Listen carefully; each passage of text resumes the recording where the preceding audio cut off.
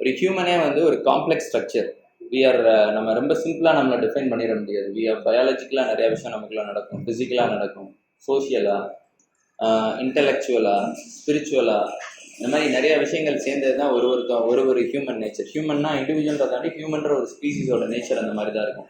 நீங்கள் உங்களை வெளியில் எடுத்துகிட்டு நம்மளை பார்க்காம ஒரு நிமிஷம் ஹியூமன் ஸ்பீசிஸ்ன்றத ஒரு தனி ஸ்பீசிஸை அனலைஸ் பண்ணிங்கன்னா, ரைட் ஃப்ரம் தேர்ட் பர்சன் வியூவில் ஹியூமன் ஸ்பீசிஸ் இந்த மாதிரி இருக்குது. அதில் வந்து பயாலஜிக்கலாக, ஃபிசிக்கலாக, சோஷியலாக, இன்டலெக்சுவலாக, அப்புறம் ஸ்பிரிச்சுவலாக பல விஷயங்கள் சேர்ந்து தான் அந்த ஹியூமன் ஸ்பீசிஸை இயக்குது.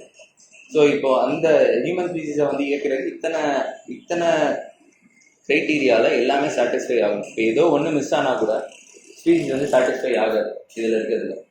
ஸோ இது எல்லாத்தையுமே சாட்டிஸ்ஃபை பண்ணுற மாதிரி விஷயங்கள் அதுக்கு நடக்கணும். ஸோ ஒரு பொலிட்டிக்கல் தியரியும் இந்த ஒரு விஷயத்தையும் டிஃபைன் பண்ண ட்ரை பண்ணும். இதை மார்க்கெட் எடுத்துட்டோம்னா இந்த ஒரு விஷயத்தையும் கேப்சர் பண்ண ட்ரை பண்ணும். இப்போ மார்க்கெட் எக்கனாமிக்ஸ் போயிட்டீங்கன்னா, இப்போ உங்களோட ஃபிசிக்கல் நீட் என்ன, பயாலஜிக்கல் நீட் என்ன, சோஷியல் நீட் என்ன, இன்டலெக்சுவல் நீட் என்ன, இதுக்காக ப்ராடக்ட்ஸ் டெவலப் பண்ணி உங்கள்கிட்ட சேல் பண்ண நினைப்பாங்க. ஸ்பிரிச்சுவல் நீட் என்ன, ஸோ இதெல்லாம் வந்து ப்ராடக்ட்ஸை செல் பண்ண முடியும். ஒரு ஹியூமன்ற ஸ்பீசிஸ்ட்டை இது எல்லாத்தையுமே செல் பண்ண முடியும் ஹியூமன்ஸ். ஆனால் இன்டர்னலாக பார்த்தோன்னா ஹியூமன்ஸ் வந்து இது எல்லாத்தையும் ஒருத்தவங்களும் இதை வந்து ஒருத்தவங்களும் அவங்கவுங்க அண்டர்ஸ்டாண்ட் பண்ணிக்கணும். அந்த ஸ்பீசிஸ் எப்படின்னா, இத்தனை நீடு இருக்குன்றது அவங்களுக்கே தெரியாது, நமக்கே தெரியாது நமக்கு இவ்வளோ நீடு இருக்குன்னு.